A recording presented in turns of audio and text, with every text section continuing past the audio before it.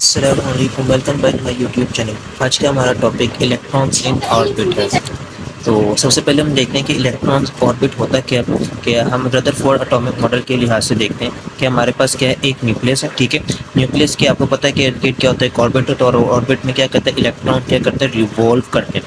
तो जब ये इलेक्ट्रॉन रिवॉल्व कर रहा है और इलेक्ट्रॉन को रिवॉल्व करने में जो चीज़ मदद देती है उसको हम क्या कहते हैं, वो हमारे पास सेंट्रीपिटल फोर्स होती है, जो इलेक्ट्रॉन को न्यूक्लियस के दरमियान घूमने में मदद देती है। और इलेक्ट्रॉन और न्यूक्लियस के दरमियान जो फोर्स होती है वो हमारे पास कौन सी होती है, वो इलेक्ट्रोस्टैटिक फोर्स होती है। कौन सी फोर्स होती है हमारे पास, इलेक्ट्रोस्टैटिक फोर्स होती है। तो देखिए वो कहता है the path of an electron around the nucleus of an atom is now as an electrons orbit. कहता है इलेक्ट्रॉन का ऐसा पाथ जो न्यूक्लियस के दरमियान हमें रिवॉल्व करने में या घूमने में मदद देता है, वो हमारे पास क्या कहलाता है, इलेक्ट्रॉन को ऑर्बिट कहलाता है। दूसरी चीज़ हमारे पास क्या है कि हमारे पास कौन सी दो फोर्स रिक्वायर्ड है, एक हमारे पास सेंट्रीपिटल फोर्स रिक्वायर्ड है और दूसरी हमारे पास कौन सी फोर्स रिक्वायर्ड है, इलेक्ट्रोस्टैटिक फोर्स रिक्वायर्ड है। अब इसकी थोड़ी सी डेरिवेशन की तरफ आते हैं। तो इसकी डेरिवेशन में सबसे पहले देखेंगे हमारे पास कौन सी फोर्स है, इलेक्ट्रोस्टैटिक फोर्स है और दूसरी हमारे पास कौन सी है, सेंट्रीपिटल फोर्स। इलेक्ट्रोस्टैटिक फोर्स हमें पता है कि के Q1 एंड Q2 आर का स्क्वायर होती है, और जबकि हमारे पास जो सेंट्रीपिटल फोर्स होती है वो हमारे पास क्या होती है, mv²/r। तो अब यहाँ से देखो ये वाला r इस r से कैंसिल हो जाएगा और हमें r चाहिए। तो r के लिए हम क्या करेंगे कि इस r को ऊपर ले जाएंगे। तो जब ये r ऊपर चला जाएगा तो आप देखो हमारे पास क्या बन जाएगी फोर्स, के ये Q1 and Q2 divided by mv², ठीक है, इज इक्वल टू r।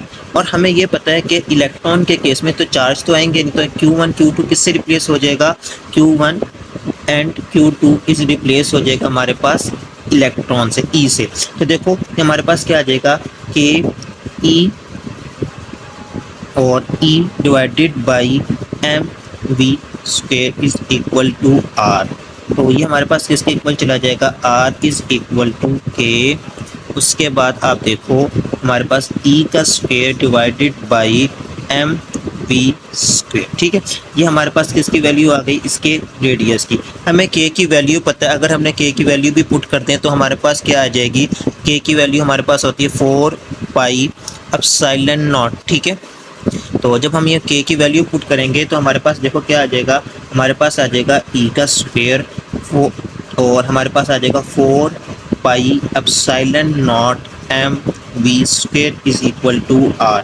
तो ये हम इस 4π वाली वैल्यू को पुट नहीं करेंगे क्योंकि इससे क्या होगा, हमारे सवाल में जो ना कॉम्प्लेक्सन आती जाएगी। तो इस वजह से हम इस सवाल में k की वैल्यू को, k को एज इट इज़ रखेंगे, उसकी वैल्यूज़ को पुट नहीं करेंगे। अब हमने क्या निकालनी है, इसकी काइनेटिक एनर्जी निकालनी है। क्या निकालनी है, फाइंडिंग द काइनेटिक एनर्जी, ठीक है।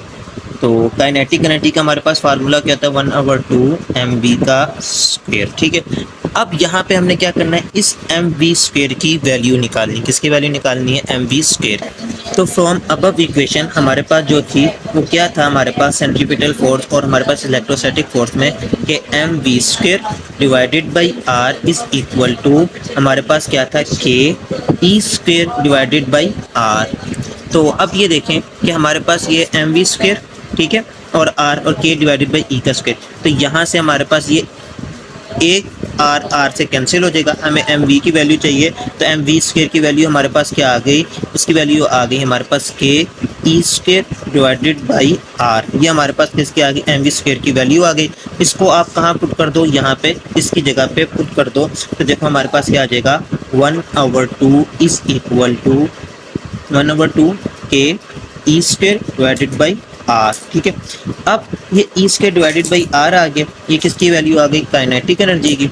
अगर मैं इसकी एक ही वैल्यू को खोल दूं तो आप देखो मेरे पास क्या बन जाएगा, हमारे पास, मैं डायरेक्ट लिख रहा हूँ तो मेरे पास बन जाएगा kinetic energy is equal to E² divided by 8πε0/r, क्योंकि 4 होता है तो 2 4 जा 8πε0/r। ये हमारे पास इसकी वैल्यू आ गई काइनेटिक एनर्जी। अब हमने निकालते हैं पोटेंशियल एनर्जी को। फाइंड करते हैं। तो पोटेंशियल एनर्जी हमारे पास सेम वही स्टेप, तो उसमें पोटेंशियल एनर्जी को किससे जाहिर करते हैं, यू से जाहिर करते हैं, और हमारे पास क्या होता है के। अब यहाँ पे हमारे पास दो चार्ज हैं, ठीक है, दो इलेक्ट्रॉन्स हैं, तो एक इलेक्ट्रॉन जो था वो रिवॉल्व कर रहा है दूसरी तरफ, और दूसरा इलेक्ट्रॉन के हमारे साथ क्या लगा देंगे, हम माइनस लगा देंगे। क्यों? क्योंकि नेगेटिव साइन जो हमारे पास इंडिकेट करेगा, अभी आप देखना आपको पता चल जाएगा कि नेगेटिव साइन किस चीज़ को इंडिकेट करता है, ठीक है।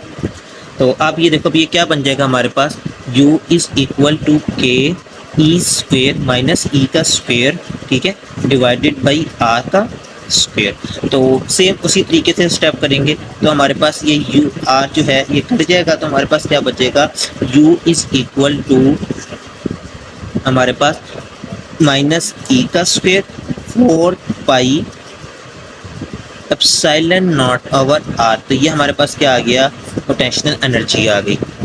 आप इसको यहाँ पे भी छोड़ सकते हो और यहाँ तक भी छोड़ सकते हो, जैसे आपको इजी लगे, ठीक है। तो इसमें जो है ना, मैं ये वाली वैल्यू को इस्तेमाल करूँगा, ठीक है, के की वैल्यू को इस्तेमाल नहीं करूँगा। ये इस तरह से काइनेटिक एनर्जी की और पोटेंशियल एनर्जी की ये वाली वैल्यू को इस्तेमाल करते हुए हम अब टोटल एनर्जी निकालेंगे। Finding total energy. तो टोटल एनर्जी हमारे पास किसके इक्वल होती है, T E is equal to kinetic energy plus potential energy के। तो टोटल एनर्जी को हम ई से जाहिर करेंगे, और काइनेटिक एनर्जी हमारे पास क्या आई है, काइनेटिक एनर्जी हमारे पास आई है के E square divided by 2r, और पोटेंशियल एनर्जी हमारे पास किसके इक्वल आई है, minus K E square divided by are, ठीक है। और तो ये हमारे पास का आंसर क्या आ जाएगा टोटल एनर्जी का, के ई माइनस ई के E square divided by 2r। तो ये हमारे पास किसका आंसर आ गया, टोटल एनर्जी का ये वाला आंसर आ गया। अब हम इसका रिलेशनशिप निकालते हैं इन दोनों के दरमियान पे, कि इनका रिलेशनशिप क्या निकलेगा। Relationship between kinetic energy, potential energy and total energy के दरमियान हम क्या निकालने लगे हैं, इसका रिलेशनशिप निकालने लगे हैं। तो हम देखो, सबसे पहले हमारे पास जो टोटल एनर्जी है उसकी हमारे पास वैल्यू क्या आई है, तो टोटल एनर्जी की हमारे पास वैल्यू आई है माइनस के और E square divided by 2r की। तो ये हमारे पास इसकी वैल्यू, टोटल एनर्जी की वैल्यू आई थी। अच्छा, काइनेटिक एनर्जी की वैल्यू हमारे पास क्या आई थी, काइनेटिक एनर्जी की वैल्यू हमारे पास आई थी के E square divided by 2r, और पोटेंशियल एनर्जी की हमारे पास वैल्यू आई थी बेटा, u is equal to minus K E square divided by R के। अब आप ये देखो कि हमारे पास ये जो काइनेटिक एनर्जी है ये किसके इक्वल है, के E square divided by 2r, और टोटल एनर्जी भी किसके इक्वल है, के E square divided by 2r। अगर काइनेटिक एनर्जी को हम माइनस से मल्टीप्लाई कर दें तो काइनेटिक एनर्जी टोटल एनर्जी के इक्वल हो जाएगी। तो इसका क्या मतलब है कि हमारे पास टोटल एनर्जी किसके इक्वल आ गई, total energy is equal to आ गई minus of a kinetic energy की, ठीक है। और अब ये देखो कि ये हमारे पास पोटेंशियल एनर्जी किसके इक्वल आ रही है, माइनस के ई और स्क्वायर ओवर आर। अगर पोटेंशियल एनर्जी को हम 1/2 से, उसके हाफ से मल्टीप्लाई करवा दें तो हमारे पास ये देखो ये क्या बन जाएगा, पोटेंशियल एनर्जी। तो अगर हम इसको मल्टीप्लाई करवा दें हाफ से तो देखो क्या आ जाएगा, E इज़ इक्वल टू 1/2, ठीक है, माइनस 1/2, और उसके साथ के ई स्क्वेयर ओवर आर। तो ये हमारे पास देखो क्या फॉर्म बन गई,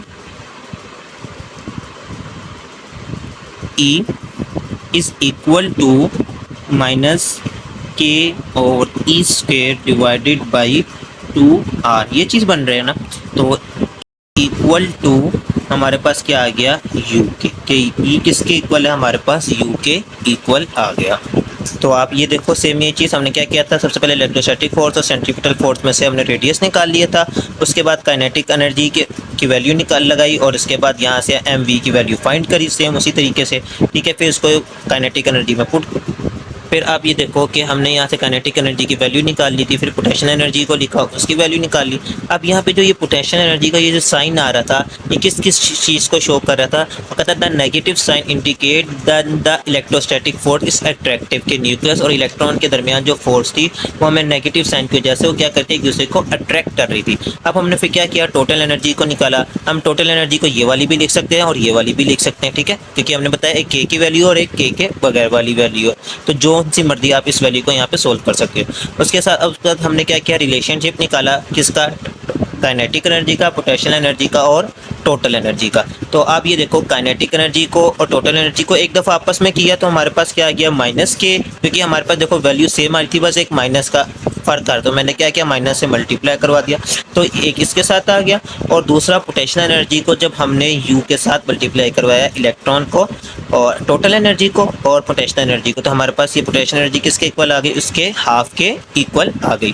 तो देखो द नेगेटिव साइन implies या नेगेटिव साइड हमें इंडिकेट कर रहा है the fact that the electrons is a bound to the nucleus, कि जो नेगेटिव साइन है उसने क्या किया हुआ है, इलेक्ट्रॉन को न्यूक्लियस के साथ बाउंड किया हुआ है, जकड़ के रखा हुआ है। जबकि जो हमारे पास इलेक्ट्रॉन है ई है, वो हमारे पास जो पॉजिटिव है वो कह रहा है electron will not follow a close orbit around, जो पॉजिटिव है वो क्या कर रहा है, इसको अपने क्लोज ऑर्बिट के दरमियान घूमने पे नहीं दे रहा उसको, ठीक है। तो ये आज का हमारा इलेक्ट्रॉन इन ऑर्बिट का टॉपिक था। उम्मीद है आपको समझ आई होगी। इंशाल्लाह नेक्स्ट टॉपिक में मिलेंगे, जब तक के लिए अल्लाह हाफ़िज़।